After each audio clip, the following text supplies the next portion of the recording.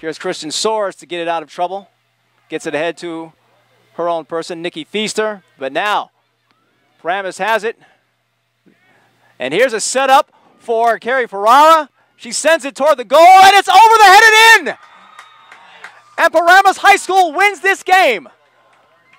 Keri Ferrara, a looping shot, not very fast, and it seemed to go in slow motion for Savannah Potter. It seemed like it must have held in the air for 10 minutes for her. And John Henry Smith here at Paramus High School after the Paramus High School Spartans opened their season with a thrilling overtime win, 2-1 over the visiting Montel Mustangs. And we have the score of the winning goal, Keri Ferrara, who scored about 2 or 3 minutes into overtime on a kick that looked pretty safe until it wasn't safe and it went in that net. Tell us about it. Well, I felt the intensity going since we only had 10 minutes for the first half, and I knew it was golden goal. So I just wanted to work my best, give it 110%, and my good teammate Amanda, she laid the ball off for a through ball, and I just ran my hardest and I shot. I didn't think twice of this shot because I didn't know what was going to happen, and I figured out that it was a goal, so it's pretty good. I've got to tell you, up in the booth, that play, the way it unfolded, it seemed like it took about 10 minutes, even though it was really 10 seconds. That's the way it felt up in the booth. Did it feel that way to you on the field? Everything was in slow motion. Yeah, I don't know, to be honest. It was just, I had to do what I had to do since the time was running out, so. With the murderer's row you guys had to start this season, you guys are going to play some really, really tough teams coming up. How important was this win? It was very important because we needed that W to ensure us good safety for counties and so on with the season, so it was a good thing.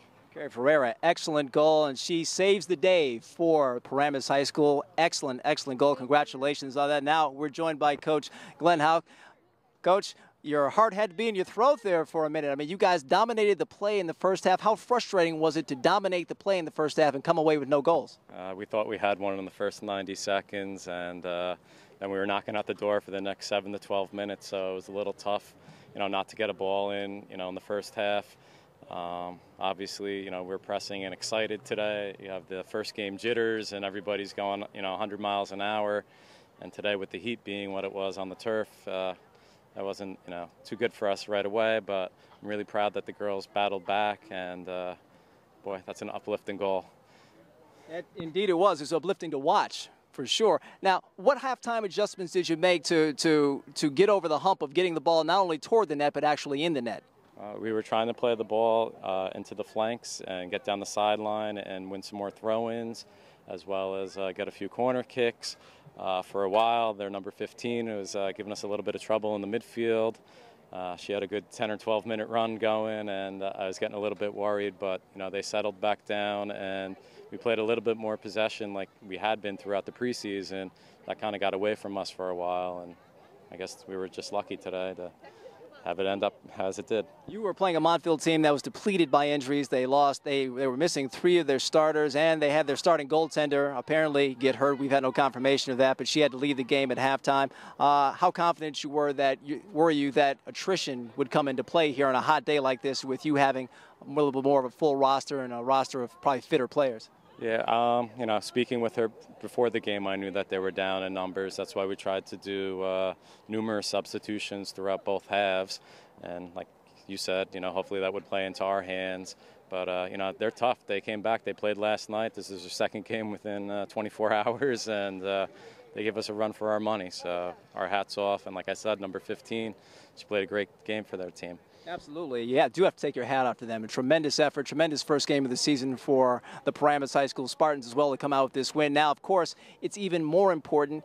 You know it. You've got a murderer's row facing you coming up. Your next game against we can say this, the 800-pound gorilla, the Northern Highlands, the three consecutive state champs. How important, knowing what a difficult schedule you have coming up, was it to get this win in the books? Well, obviously it takes a little bit of pressure off of us, but, we're looking forward to it.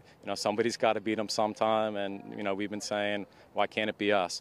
So, obviously they got a lot going for them over there in Highlands, but, they're on our schedule. We knew it all season long, all winter long, and, we're looking forward to it.